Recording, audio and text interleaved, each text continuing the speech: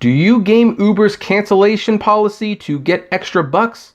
Well, they're catching on and they're going to attempt to go after you.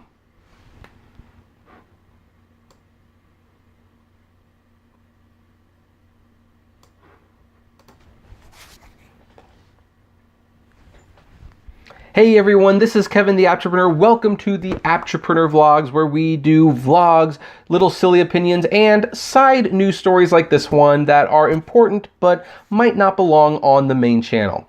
Now, Uber's cancellation fee. If you go online and you search this, there are tons of drivers who will show and give you advice on how you can use the cancellation fee to your advantage, where you can actually make more money canceling rides than actually taking people on trips.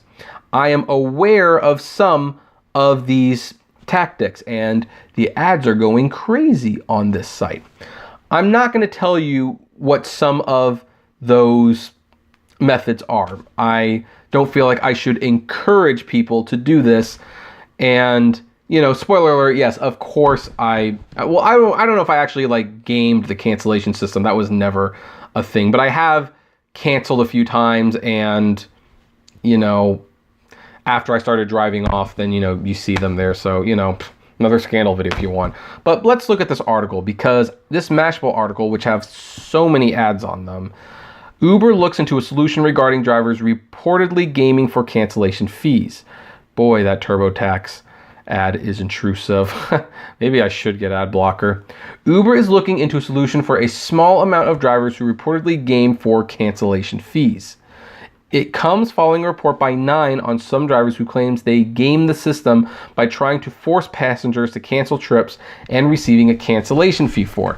Yeah, because one of the things that Uber actually did is that I think you can only cancel so many times and then they get suspicious. But if the passenger cancels, it doesn't count against anything. So I don't know what some of those strategies are. We're not going to look at that. That's kind of besides the point. There have been other reports of similar tactics, which include messaging passengers to cancel rides or driving far away from the pickup location. On a popular forum for Uber drivers, some reasons for canceling include when passengers take too long to get into the vehicle, when riders are inaccessible within a gated property, for instance, or when the rider is trying to hail from an illegal area, which could result in fines. Okay. Let's pause for a second. Canceling when the passengers take too long to get in the vehicle, you know what? That's a valid reason to cancel. When riders are inaccessible within a gated property, for instance, yeah, I actually consider that to be a valid reason to cancel.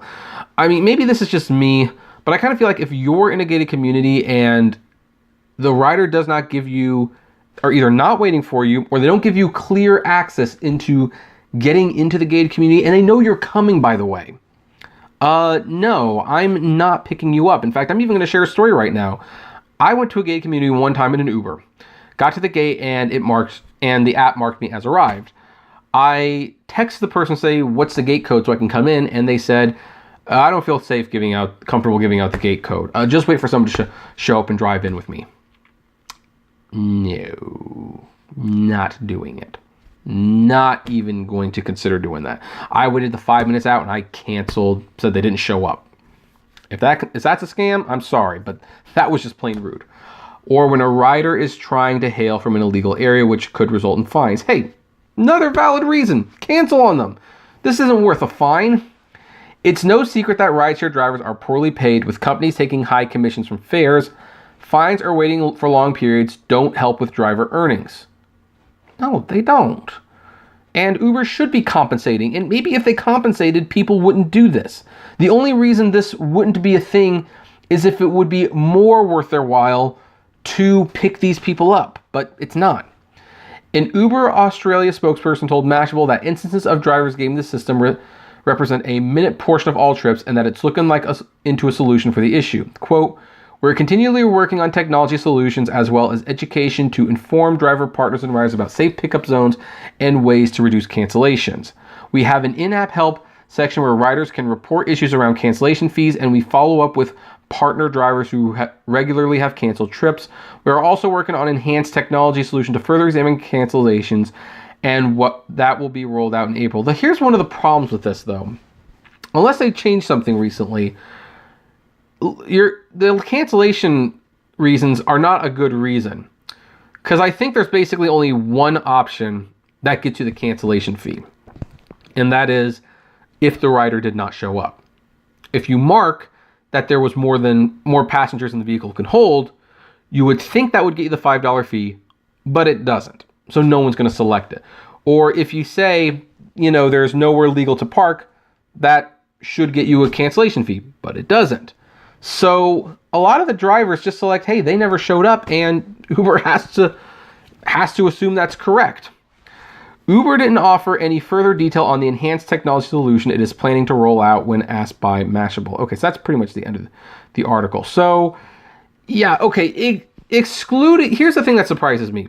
The examples that they used are, in my opinion, legitimate reasons to cancel an Uber vehicle. Now, I will list, just as a comparison, one, and I don't recommend people do this. I stress that. Don't do that. I'm using it as an example. But this would be an example of someone who's screwing the system.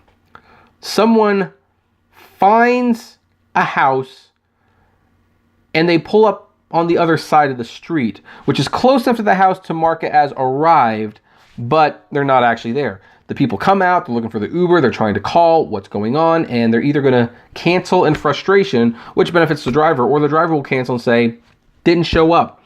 And the technology shows that they were there.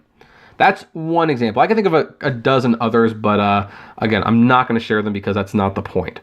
So, it's a confused situation. It truly is, because people shouldn't be doing this, and I don't encourage that they do. At the same time, if Uber paid better and if they accounted for these situations, I suspect people wouldn't do them as often. It's kind of like the whole piracy thing. People just downloaded a ton of music for free and a ton of movies for free until Netflix and Spotify made it so cheap that it basically wasn't worth doing after a while. And the only people I know who do it now, and unfortunately I do know people, are people who are just so cheap that I don't even know why they steal it, to be honest. I don't. Some of these people I know make thousands of dollars a week, will never pay for a streaming service.